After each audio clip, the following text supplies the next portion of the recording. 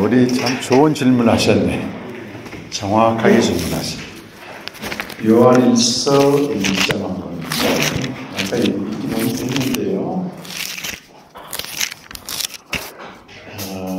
우리가 생명으로 살고 생명을 교제하는 분들이 이것을 다른 사람에게 전하는 걸 말합니다.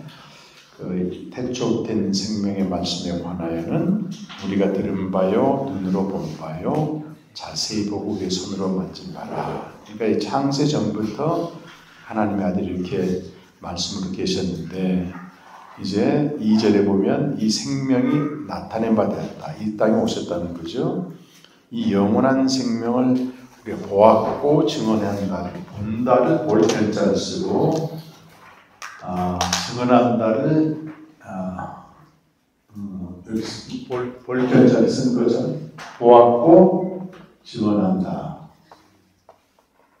뭘 증언해야 되냐면 태초된 생명의 말씀, 주님과 교제하는 것을 본고를 증언하는 겁니다. 그래서 견증이 정확한데 평안도에서 발음할 때 갱증으로 하다가 간증이란 말로 돼버렸어요. 근데 이제 그것도 정확하게 그 내용이 태초된 생명의 말씀을 견증하면 되는데 뭘 주로 견증하냐면 내가 사바다 망해가지고 헌금을 많이 바쳤더니 축복했다. 이런 견증들 많이 해요. 그건 완전히 세속적인 하면 안 되는 겁니다. 그러니까 정확히 몰라서 언어도 잘못 쓰는 건데 정확한 말은 견증이 맞습니다. 오리지널. 네. 좋은 질문 해주셔서 감사합니다. 네, 예수 믿는 게 갈수록 좋아져야 됩니다. 제가 얼마 전에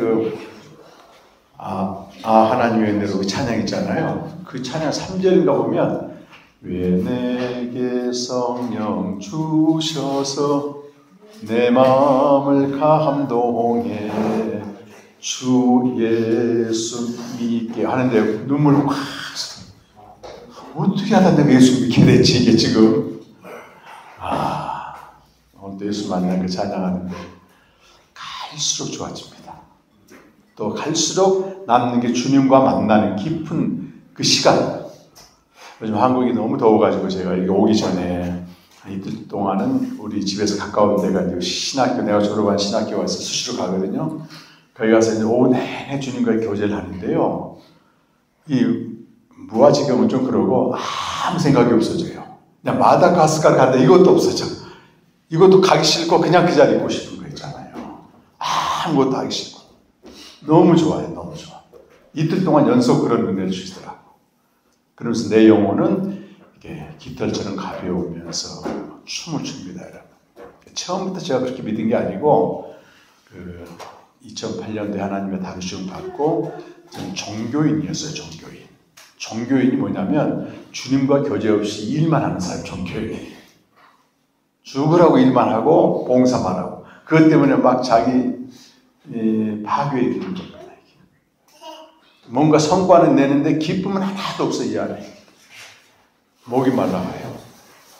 그래서 제가 2008년도에 이제 광야로 나왔을 때 제일 마음에 들었던 게 뭐냐면 사사기 15장 18절 보면 삼손이 하나님의 영이 갑자기 임했다고 되어 있어요. 이건 위로부터 임하는 권능이거든요. 성령 충만도 두 가지가 있는데 위로부터 임하는 거는 헬라어로 핀플레미를 쓰는데 이건 갑자기 엄수바에 사로잡는 걸 말합니다. 그 권능이 임하니까 나귀 턱뼈 하나 가지고 1000명을 죽여버리는 거예요. 블레셋 사람들. 그리고 뭐라고 말하냐면 내가 이렇게 큰 구원을 이루었는데 목이 말라 죽게 되었습니다. 그거에 내가 꼭 그 상태 들어간 거예요. 사역을 하고 사역도 세상 일이죠. 사람의 일, 가정 문제 해결해주고 전부 그거 주님 하라면 한 적이 없습니다. 그거는. 오히려 베드로가 그 하면서 따르니까 사탄아 물러가라 네가 하나님이라는 생각지 않고 사람 일 때문에 따라오는 거 아니냐. 모르고 하는 거예요. 모르고. 그래서 하나님의 심판받고 이제 들어갔는데 하나님이 막 부르짖으니까 그 레위에 있는 샘을 탁 터뜨려 주는데요. 부르짖는 자의 샘에 에낙골에 이렇게 합니다. 저에게는 하늘에서 솟아나는 영생수가 된 거예요. 막 터집니다. 그래서 영생하도록 솟아나는 샘물이 그때 수가성례에게 줬던 물이 제게 이제 주어진 거죠. 그래서 혹시 여러분 중에 아까도 이제 공보사님 말씀하셨는데 아니 꼭 말씀 묵상을 해야 되느냐? 말씀 묵상이 아니고 정확히는 생명을 가진 자가 생명의 교제를 하는 겁니다. 오늘 어제 말씀처럼 우리에게 생명을 주셨는데 교제를 안 하면 그 생명이 죽어 있는 겁니다. 죽어 있다는 얘기는 생명의 효력이 전혀 나타나지가 않는 거예요. 생명의 효력이 안 나타나면 옛사람으로 사는 겁니다. 세상 사람하고 똑같이 삽니다. 이런 사람들은 신앙생활이 갈수록 힘들어지는 거예요. 기쁨이 없으니까 그 기쁨을 대체하는 걸 세상에서 찾는 겁니다. 그러니까 아예 그쪽으로 가버렸으면 괜찮은데 늘 죄책감 가운데 있는 거예요. 내가 이러면 안 되는데 또 가보면 또 이거 좋아하고 계속 나타나면서 정말 우리 주님 보실 때는 한심합니다. 모든 생명이라고 하는 거는요, 생명을 유지하고 보존하고 번성하는 양식이 있습니다. 양식. 그걸 하나님이 다 정해놨어요. 똑같은 야생 짐승이지만 초식 동물이 있고 육식 동물이 있어요. 광우병이 왜 광우병이 되는 거죠? 그 초식을 먹여야, 풀을 먹여야 되는데 동물 사료를 먹여서 소가 미쳐버렸다는 거잖아요. 각기 정한 양식이 있습니다. 모든 생명체가 그렇습니다. 근데 하나님이 이스라엘 백성을 딱 선택하고 그들과 관계를 맺습니다. 언약이라고 말하면 관계를 맺어요. 관계를 유지하는 양식으로 말씀을 주신 거예요. 말씀에 너희가 순종하면 나와 바른 관계를 맺고 있다. 그때 나는 너희를 특별한 보화로 삼고 거룩한 나라와 제사장 나라가 되어서 하나님을 알지 못한 이들에게 하나님을 보여주는 선교적인 사명을 줬다고. 그러니까 이스라엘 백성의 양식은 뭐냐면 말씀을 매일 먹으면서 하나님과 관계하는 거예요. 이걸 훈련시키는데 40년 걸립니다. 광야에서. 이제 가나안 땅 들어가면 이렇게 살아야 되니까. 그러면서 내가 너희를 40년 동안 광야로 인도할 때 발이 부르트지 않고 도시 헤어지지 않았는데 한 가지 목적이 있다.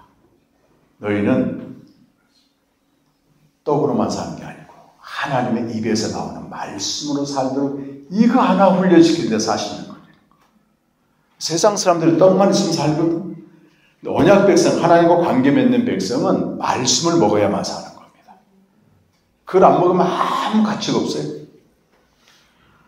요즘 에스겔서를 묵상하는데 너무 눌리는 게 뭐냐면 이 사람들이 다 해. 종교 활동도 하고 예배도 뭘 안 하냐면 그 입에서 나오는 말씀을 안 먹는 거예요. 말씀을 안 먹는 겁니다. 선지자를 통해서 말씀을 주면은 진짜 선지자가 하는 말씀은 뱉어버리고 쓴약 뱉듯이 무조건 잘 된다 잘 된다. 거짓 선지자들 말은 쏙쏙 받아먹어 이게.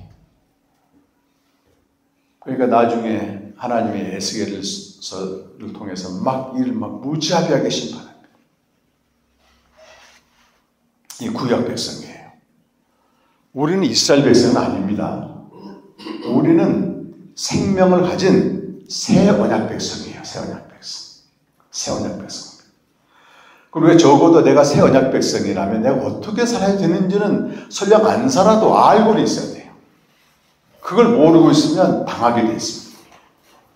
하나님이 심판하셔도 이게 뭐 심판인지 뭔지 그냥 문제만 해결하려고 하고 왜 하나님 믿는데 이런 일이 벌어질까? 이게 계속 어둠 속에 헤매는 겁니다. 여러분 책 한번 보시면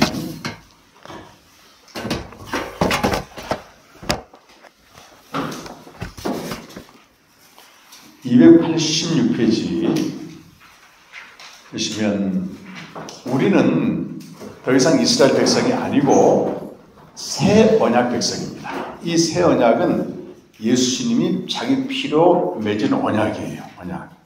그 내용은 구약에 나오죠. 예레미야 31장 31절에서 34절까지 나오는데 이 새 언약의 본질이 생명의 교제라고 하는 것을 소제목이 있고 첫째 쭉 나오잖아요. 첫째 쭉 읽어보시고 새 언약의 첫 번째 내용은 아들의 말씀을 통해 생명을 주는 것입니다. 자세히 보시면 되고 287페이지 두 번째 새 언약의 조건적인 규정은 큰 자나 작은 자나 각각 하나님을 아는 것이다. 자, 구약 시대의 조건의 규정이 뭐냐면 율법을 줘요. 율법을 순종함으로써 하나님 안에 들어가는 것. 하나님과 관계하도록 만드는 겁니다. 하나님 품에 들어가는 것. 다 대부분 실패했는데 유일하게 다윗이 이걸 해낸 겁니다. 여러분. 그 다윗이 구한 한 가지가 있어요. 시편 27편 4절 보면 내가 여호와께 구한 한 가지 원싱 평생에 하나님의 집에 살면서 이렇게 나와요. 그 말씀을 순종하는 게 평생 구한 한 가지가 아니었고 당연히 말씀에 순종함으로 하나님의 집에 거하는 하나님과 바른 관계 안에 거하는 게 자기의 한 가지 소원이었다는 겁니다. 이게 구약이었다면 우리 신약 시대는 말씀을 지킴으로써 하나님 언약 안에 거하는 게 아니고 예수님의 피로 말미암아 날마다 그리로 들어가야 된다는 거예요. 하나님의 집에 거해야 된다는 겁니다. 하나님의 집에. 그래서 큰 자나 작은 자나 이제 각각 생명을 가진 목사님만 아는 게 아니고 생명 가진 성도 각각 큰 자나 작은 자가 하나님을 안다 그 말은 영생의 교제를 하라는 겁니다. 요한복음 17장 3절에 예수님이 직접 말씀하셨잖아요. 영생은 유일하신 참 하나님과 그가 보내신 자 예수 그리스도를 아는 것이다. 각각 알아야 되는 겁니다. 새 언약 세 번째는 하나님을 아는데 걸림돌이 되는 모든 죄를 다 용서해 주시는 겁니다. 죄 용서 자체가 목적이 아니고 하나님은 거룩하신 분이에요. 우리가 죄가 있으면 만날 수 없으니까 모든 죄를 용서해서 만날 수 있는 걸림돌을 다 제거해서 더 이상 우리는 죄 때문에 제사 드릴 필요가 없다고 되어 있어요. 히브리서 10장 18절에는 예수님이 다 바쳤기 때문에 그러므로 형제들아 이제는 예수의 피를 힘입어서 성소에 들어갈 자격을 얻었다. 권리를 얻었다. 그래서 새 언약 백성이 이건 해도 되고 안 해도 되는 선택사항이 아니고 안 하면 죽는 우리 안에 있는 생명이 죽어버리는 당연한 겁니다. 이걸 안 가르쳐요, 교회에서. 안 가르치면 어떻게 되느냐? 한국교회는 종교인만 양성합니다. 종교인은 끔찍하게 됩니다. 바리새인 생각하면 돼요. 철저히 정해진 규례를 지킵니다, 이 사람들은. 어제 아디아포리즘 말씀드렸잖아요. 성경에 분명히 규정하지 않는 것들을 규정화해가지고 뭐 새벽기도 해라, 뭐 술 마시면 안 된다, 담배 피우면 안 된다. 성경하고는 본질하고는 아무 상관없는 것도 쫙 목록을 만들어 놓고 이걸 지키면 좋은 신자, 안 지키면 나쁜 신자가 철저히 바리새 종교로 가버린 겁니다. 예수님이 바리새 종교를 제일 싫어하는 것은 생명력이 없기 때문에 그래요. 지금 한국교회 전체도 그러고요. 어디 제가 세계교회 가봐도 낭떠러지 밑에 와 있는 겁니다. 이 생명의 교제를 하고 안 하고는 우리 개인뿐만 아니라 교회가 죽고 사는 문제로 심각하게 받아들여야 되는데 낭떠러지 와 있는데도 깨닫지 못하고 있는 예수길서 시대처럼 별일 없을 것이다, 별일 없을 것이다 하고 가는 거예요, 이렇게. 이미 끝을 보고 있는 사람들은 아는데. 정말 이 마다카스 타나교회 하나님이 보내신 겁니다, 저희들. 목사님 모시면 나중 문제예요. 나중 문제입니다. 우리 각 사람이 깨어 있어야 되는 겁니다. 그 우리 12.3 개업 나가지고 막 이럴 때 막 시민들이 일어섰잖아요. 아니 대통령이 불법하고 잘못하면은 아우성 치면서 영적인 지도자가 잘못하면 바보가 벙어리가 돼 있는 거예요. 공범입니다. 공범. 왜 그러겠습니까? 몰라서 그런 겁니다. 상식적인 걸 비상식적으로 하니까 상식적인 사람이 공격, 방어하듯이 교회가요. 그래서 최정원 교수가 이번에 거꾸로 된 교회사를 쓰면서 양식 있는 사람, 지성인들이 교회만 가면 바보가 다 되는 거예요. 이상한 두려움이 있습니다. 어제 쇼생크 탈출에서 말한 것처럼. 거기서 벗어나면 공포를 느끼는 거예요. 이미 우린 길들여진 겁니다. 개인으로서 주님과 교제하고 이건요, 안 하면 죽는 거라고 말하고 있는 거예요. 신약 시대의 사람들은. 근데 해보면 어떻게 하느냐? 그 안에 역사가 나타납니다. 예수 믿는 게 너무 좋은 거예요. 제도와 행위와 규례와 이런 규정들 다 초월해버립니다. 그래서 우리 글로벌 비전 같은 게 새벽기도 없잖아요. 성도들이 말씀을 묵상할 수 있도록 목사님이 그 대신에 2-3시간 동안 요리를 잘 해가지고 올려줘요. 주의, 성경적인 주의, 신학적인 주의, 엉터리로 하면 안 됩니다. 이거. 그러면 성도들이 그걸 재료로 삼아서 나의 묵상을 하는 겁니다. 나의 묵상. 그럼 하루를 시작하는 거거든요. 이런 사람을 당할 수가 없어요. 당할 수 없습니다. 그리고 주중 모임도 없죠. 새벽기도 없지만 1년에 딱 한 번 해요. 복음생명 캠프. 그게 유일한 행사입니다. 무슨 헌금걷기위해서 무슨 주일 그런 것도 없어요. 저기는. 맥주 감사주일 어디서 지금 신약 시대에 다 헌금 거들고 하는 겁니다. 교회 운영하려고 하는 겁니다. 하나님이 정말 한국교회를 사랑하시기 때문에 한번 심판하십니다. 심판의 징조가 지금 다 드려져 있어요. 어마어마한 권력을 가지고 말이죠. 전부 만몬이 깔려 있습니다. 제가 얼마 전에 국동방송 사장 됐다고 맹주한 사장님 저한테 전화가 와가지고 목사님 제가 사장이 돼서 처음으로 하는 방송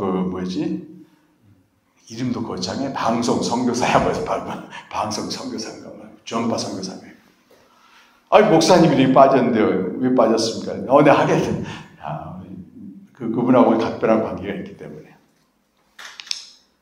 이번에 막 매스컴에서 폭로한 거 보니까 SBS보다 돈 더 많습니다. 모든 방송국이 적자인데 여기는 800억, 1000억씩. 제가 보고요. 방송 6,000원인가. 방송 들어보면요. 저는 전에는 별로 듣지 않았는데 내가 전파본사가 됐잖아. 그래서 이제 꽂고 듣는데 세상에 전에는 내가 들 때는 없었는데요. 광고가 나와요. 1분짜리 얘기도. 모든 게 광고야. 저도 거기다 이제 방송을 내보낼 때 얼마씩 냈는데 200만 원씩 내요. 한 달에. 일주일에 30분 내는데. 제가 10년 전 얘기예요. 근데 웬만한 재정 있는 교회 나거든요. 그러니까 모든 설교 내는데 다 돈이야 이게. 근데 전파 선교사 또 돈을 받아. 어마어마한 만몬에서 이렇게 있는 거. 그러니까 6천억이라고요. 나옵니다 여러분 실제가. 이게 공개된다고 하는 건 심판하시는 겁니다. 그런 빙산의 일각이에요 사실은. 왜 그러겠어요? 하라고 하는 걸 안 하기 때문에 하나님이 다루시는 겁니다. 지금. 개인도 마찬가지입니다. 생명의 교제하지 않고 컴퍼스의 중심, 아까 그 바퀴의 중심축처럼 이게 없이 돌아가게 되면요. 계속 바퀴 때문에 고통당해. 고요한 중심점이 없습니다. 여러분. 이걸 주님이 찾고 계시는 거예요. 기다리고 있는 겁니다. 그래서 이번 캠프에 다른 건 다 잊어버렸어도 내일부터 나가시면 돼요. 나가시면. 그래서 한번 해보는 겁니다. 여기서. 해보면 누구나 할 수 있습니다. 누구나 할 수 있습니다. 그래서 한 잔씩 나눠주십시오.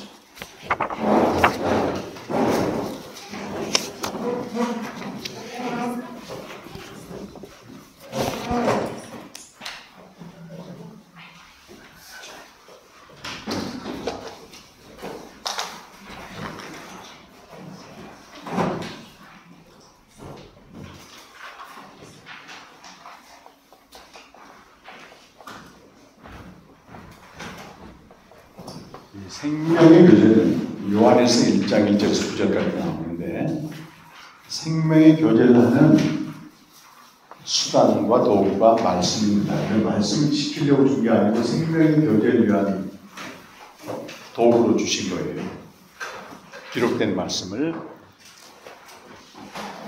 그래서 요한일서 1장 9절 10절 보면은 전체가 생명의 교제에 대한 말씀인데, 만일 너희가 너희 죄를 자백하면 저는 미쁘시고 의로우사 모든 죄를 용서하시고 모든 불의에서 깨끗게 하신다, 이 말씀이고, 만일 죄 없다고 하는 사람들은 하나님을 거짓말하는 자기로 만들고 그 속에 하나님 말씀이 없기 때문입니다, 이렇게 나옵니다. 저도 한 장 주시겠습니다.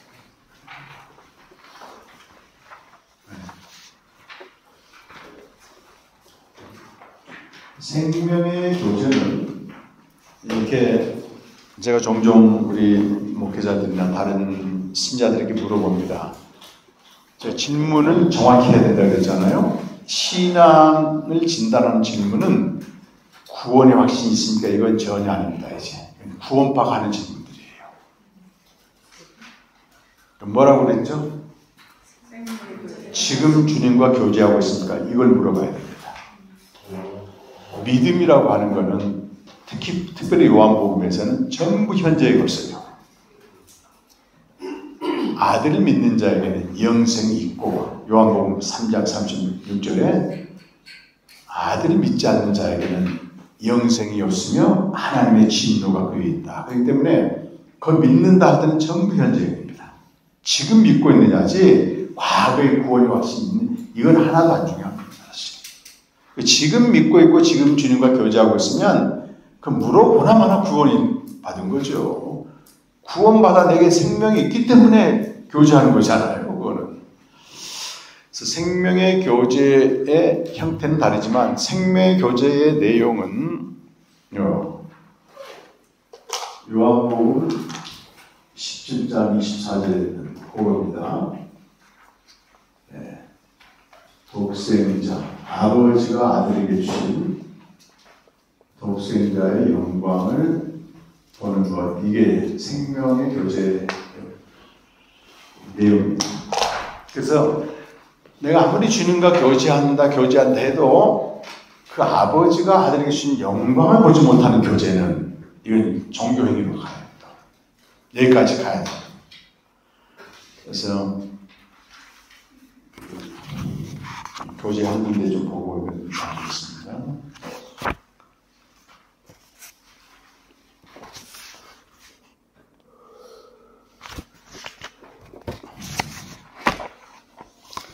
아, 544편으로 찾아보시면 중제목에 이 말씀 묵상을 통한 생명의 교제는 독생자의 영광 보는 것, 아버지의 인자와 신실로 충만한 상태다, 이렇게 되어 있어요. 그래서 중간에 보면 요한복음 17장 24절에 있는데, 아버지가 내게 주신 자도 나 있는 곳에 나와 함께 있어 아버지께서 창세 전부터 나를 사랑하심으로 내게 주신 나의 영광을 그들로 보게 하시길 원하옵나이다. 여기 나 있는 곳이라고 하는 것은 아버지 집을 말합니다. 요한복음 14장 2절 그대로 옮겨오는 거거든요. 내 아버지 집에는 거할 곳이 많도다. 그러니까 영생이 거주실 말했는데, 자녀가 태어나면 당연히 부모의 집에 있듯이 영생을 가진 자가 있어야 될 처소는 아버지 집입니다. 아버지 집. 이게 나 있는 곳이라고 봐요. 찬송가에 보면 저 높은 곳을 향하여 날마다 나아갑니다. 만물 위에 계신 하나님의 집입니다. 거기만 기쁨과 평안이 있다고 되어 있어요. 이 기도는 예수님의 기도입니다. 마지막 기도 그대로 응답되었는데, 초대교회 영생의 공동체는 독생자의 영광을 보았다고 되어 있습니다. 지금 여러분 544페이지 보고 계십니까? 네. 중간 좀 아래쯤이에요.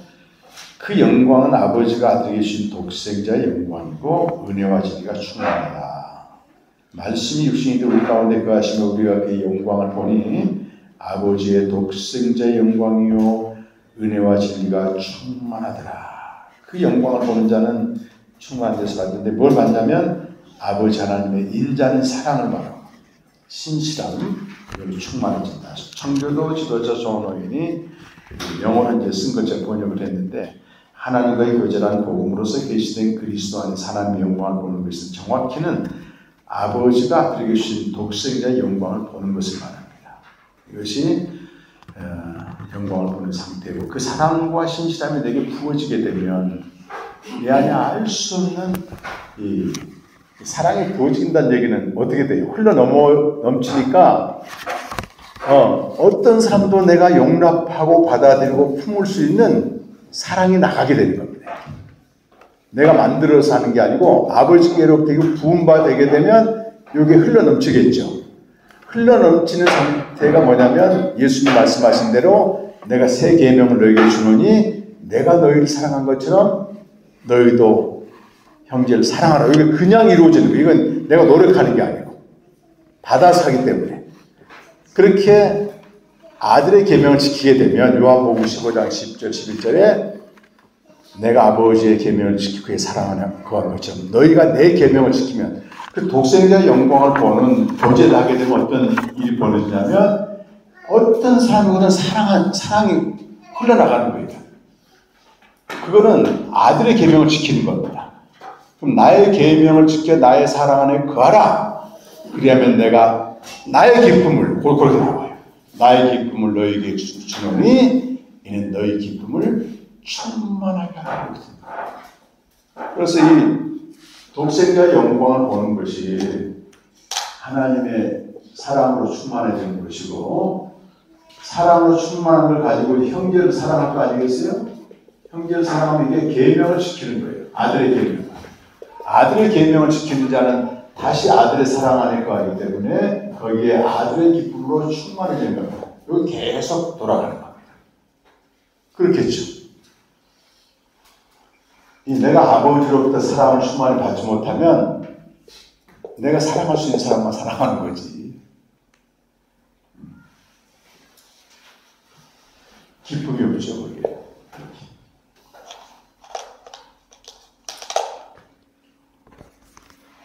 이 3단계로 우리가 한번 해볼 텐데요. 견본은 먼저 한번. 셀프. 시편 63편으로 우리가 직접 한번 해볼 겁니다. 시편 63편은 다윗이 왕이 됐을 때 압살롬이 배반해가지고 광야로 눈물을 흘리며 맨발로 도망가면서 쓴 시입니다. 상황을 보게 되면 비참하고 끔찍하잖아요. 그때 다윗이 상황 해결을 위해서 하나도 기도하지 않습니다. 거기서 뭘 기도하냐면 이 영광을 보길 기도하는 거예요. 아버지를 구하길 기도하는 겁니다. 그 영광을 보았을 때 인자와 신실, 여기 귀에 부어지는 겁니다. 그때 주의 인자가 내 생명보다 귀하니 내 입술이 여전히 주를 찬송하겠나요. 그렇게 되는 그 내용으로 되어 있어요. 시편 63편이 시작 기도는 요 세 가지 내용으로 참고했었습니다. 이렇게 첫 번째가 보혈로 씻어 주옵소서. 어제 말씀드린 부정성도 씻을 수 있고, 왜 이 기도가 중요하냐면 이 주님과의 교제는 성령으로 말미암아 하는 겁니다. 말씀도 성령께서 깨닫게 해줘야 되는 거예요. 성령이 우리 안에 역사하려면 내 영혼이 정결하게 돼야 돼요. 정결하게 되는 유일한 길은 보혈로 씻는 것밖에 없습니다. 항상 내 영혼을 보혈로 씻어달라고 기도하고, 두 번째는 이제 그렇게 해서 성령님께서 조명하여 말씀을 알게 해달라고 기도하고, 세 번째지 은혜 보좌 앞에서 영생을 알고 주님과 교제에 참여하여 아버지 품 또는 아버지 집에 거하게 하옵소서. 조금 더 구체적으로 본다면 주의 인자와 신실 보게 해달라고 기도해야 되겠죠. 여기 두 번째는 이 본문을 여러 가지 왼쪽에 보면 2, 3회 정독하고 나의 말 한번 기록해보고, 직접 주례나 목사님 주례를 해야 하는데, 직접 주례는 축석을 읽을 수 있는 사람들 주례가 필요합니다. 그래서 우리 오늘 이제 끝나고 돌아가시면 지혜 미션 다음 카페 포타 다음 치면 지혜 미션 치면 제가 15년 동안 주례를 이렇게 쫙 외워주겠어요. 네이버 카페는 글로벌 비전 쫙 들어가요. 손목사님. 주례는 여러분이 한번 나름대로 성경을 몇 번 읽어보세요. 아, 이 말이 이 말이구나. 그 정도 하고 나머지는 제가 해놓은 걸 참고하기. 제가 독자적으로 안 합니다. 정확한 신학적인, 역사적인 그 주의를 가지고 하기 때문에 웬만하면 다 이해가 됩니다. 그리고 주의를 읽다 보면은 내 마음에 와닿는 게 있어요. 그걸 가지고 나의 묵상을 이제 하면 되는 겁니다. 나의 묵상은 3단계 이루어집니다. 3단계.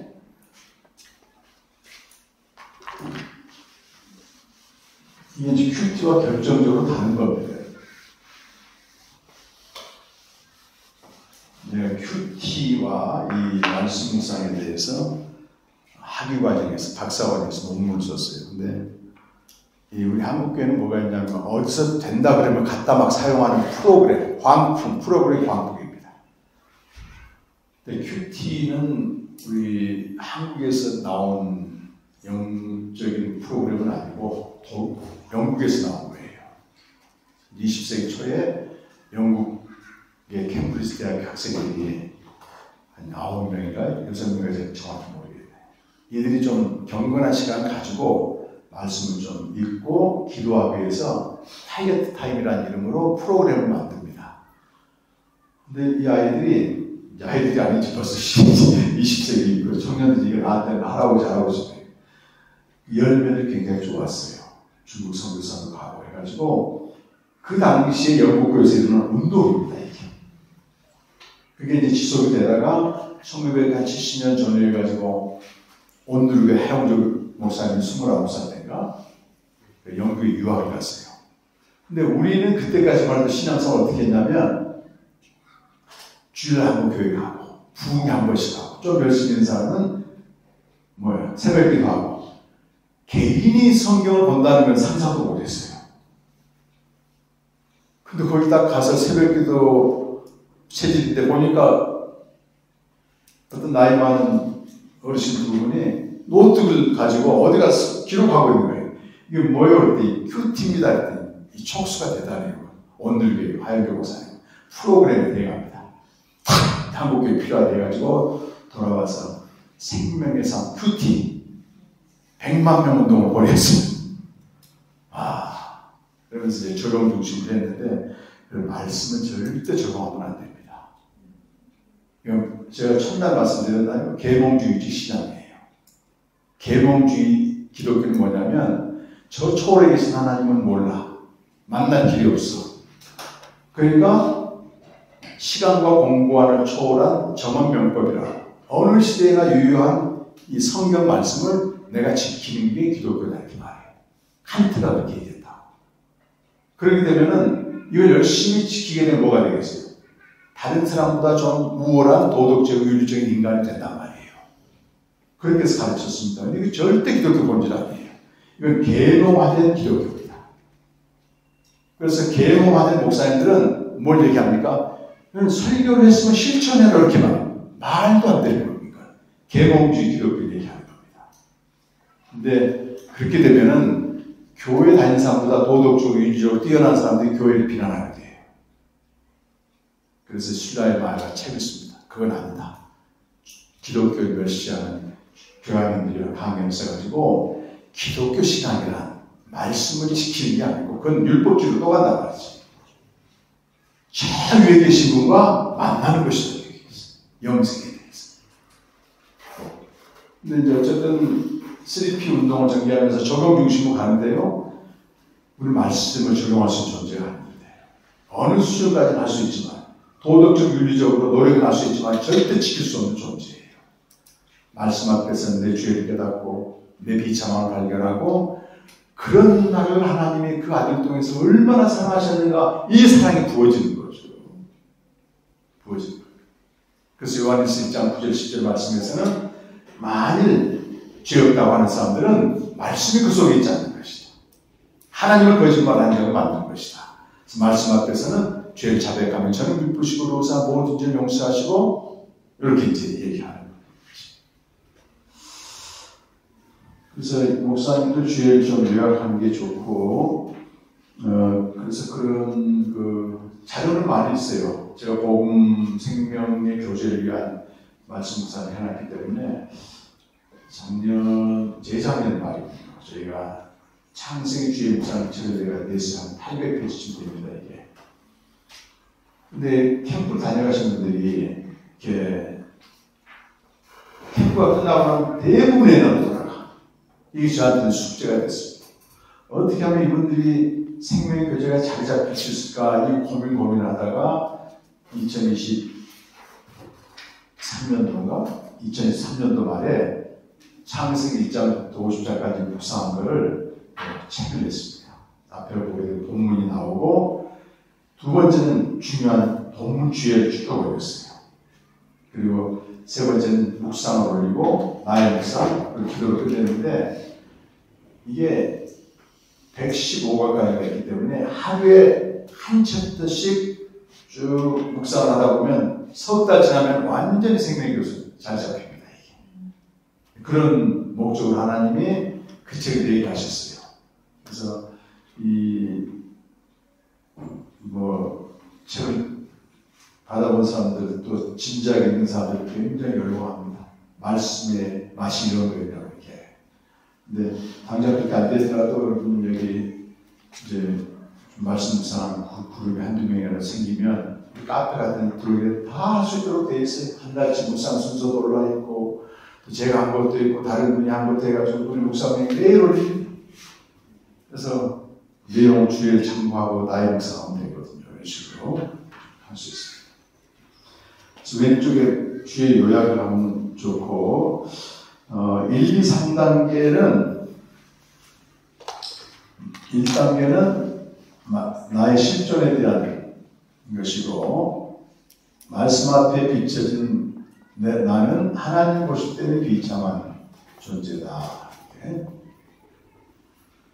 두 번째는 여기 복음은 그런 나를 하나님 어떻게 사랑하시는가가 복음이에요. 그래서 내가 있고 여기 그리스도가 있습니다. 그리스도 안에 있는 나는 비참한 자가 아니고 존귀한 존재. 3단계는 이 생명이죠, 그렇지?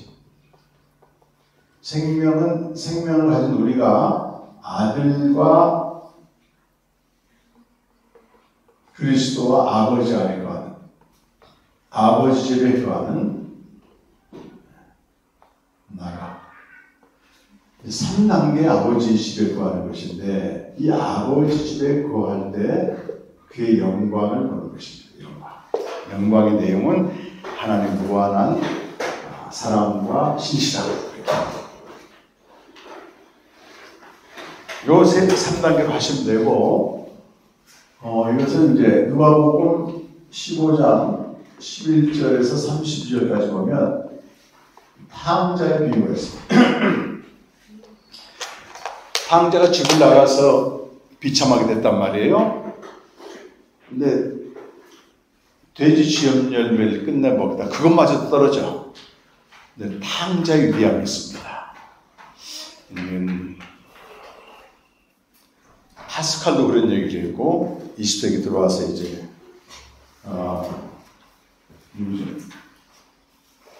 유신론적인 우리 집사람은 유신론적인 신학자 철학책 유신론적 또 20세기 들어와서 칼바르타와 같이 활동합니다.